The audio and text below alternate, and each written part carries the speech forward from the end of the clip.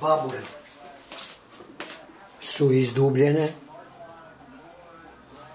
izbačeno seme i izvučeno ono. Peteljka i bačeno. Sad je slaganje. Znači prvo da je puniš pa onda da slažeš. Pa kako bi onda, ne može.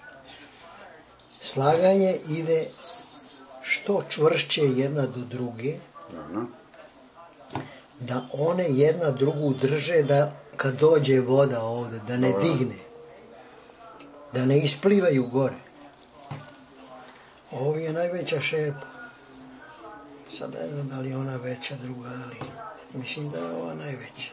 Da li može u 2 reda ili samo koliko stane u 1 red? Pa samo u 1. Ne može u 2. Vidiš kako je virlo. Da. Vidiš.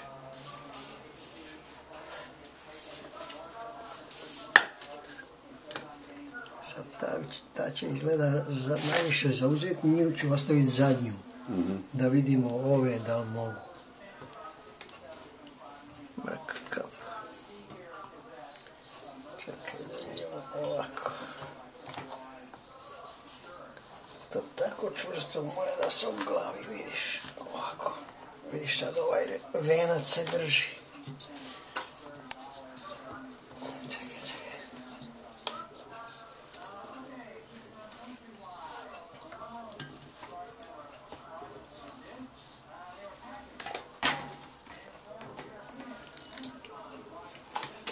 Malako ne je ovamo pa... Pa tu ostavljam mjesto ako mogu ovu. Pa nema šanse. Mislim. Da vidimo ovu. Samo jedna i to je to. Nema više mjesta.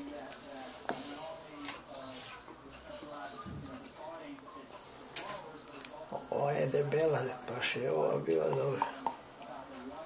Pa šta misliš da ovako ostavim? Tako je. Onda Pa nema šanse ništa više da stane to. Onda 2 ostaju viška.